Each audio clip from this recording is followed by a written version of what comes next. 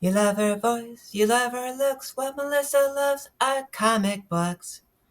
Hi, and welcome to a special Easter episode. Why is it a special Easter episode? Well, only because I'm filming it on Easter. We're not going to be talking about Easter past this point. What we will be talking about are feature books. So, what is a feature book? Well, everything we've talked about to date on this channel has been comic book anthologies, books with multiple features and ongoing serialized stories inside them.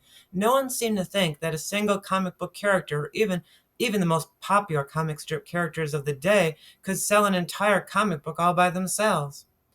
But David McKay, they were different. As I said before, way back in episode 13, David McKay was a big name publisher and they could afford to take a risk, but not a big risk. Instead of trying something as bold as an ongoing comic book with a single feature, they would give 1 month at a time to a single feature for the entire issue. This series was called Feature Books, but the big logo on the cover would always go to that issue's star, and Feature Books was just a footnote at the bottom with the issue number distinguishing this from a one-shot, which would be a done-in-one series. And if these had been one-shots, they would not have been the first. In 1933, 2 years before the start of this channel's history, a company called Humor Publications tried to invent the comic book. These earlier efforts are sometimes called proto-comic books today by collectors because the size was so different or the binding was so different.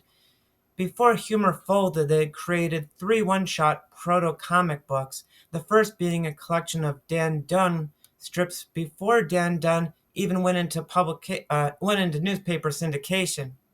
Dan Dunn, of course, we talked about as recently as episode 31, so we're not going to address a lot of that here. That Humor Publications flopped, though, was likely another reason all the publishers were wary about trying this again.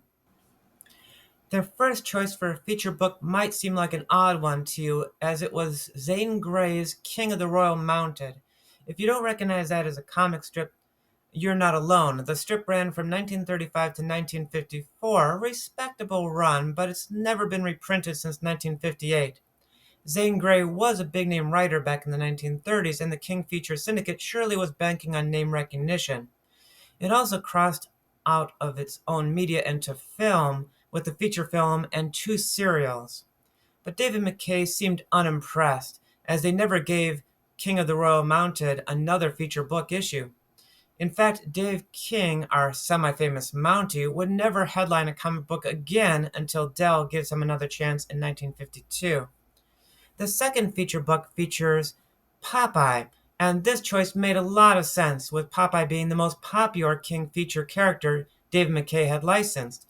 3 of the issues released in 1937 were all Popeye books, each cover showing him with a different supporting cast character: Sweepy, the Jeep, and Poop Deck Pappy. The Popeye reprints in the first book began in late 1935, when the Popeye strip was very different from the cartoon version we all remember. Popeye was the ruler of Spinachovia, at war with King Slobo of the Kingdom of Brutia.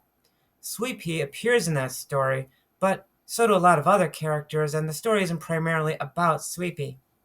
The second Popeye feature book issue does contain the following storyline that did introduce Eugene the Jeep, the teleporting creature from the 4th dimension that Popeye has to save from various abduction schemes launched by the nefarious millionaire, when our millionaire's never nefarious, Mr. Shizzle Flint.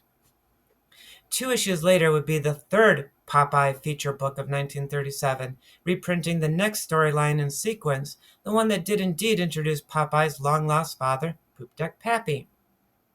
It's worth noting here that I have zero access to any of the contents of these feature books, and all my information on the Popeye issues was pieced together by me using the Grand Comic Book Database, what I've been referring to as comics.org in most of my episodes, and the Popeye the Sailorpedia website, both of which I've mentioned before and will link to in the comments section below. Between those issues was the first of 2 Dick Tracy issues that came out in 1937. Now this seems odd because Dick Tracy was not a King Features property, and I don't know how David McKay came by the rights to this when Dell had the reprint rights to it at the same time, but somehow it all worked out. In fact, the two stories reprinted in these issues, Tracy versus Boris Arson and Tracy versus Lips Manless, or the Bob Honor story, were the exact same storylines being reprinted a few pages at a time by Dell all this time.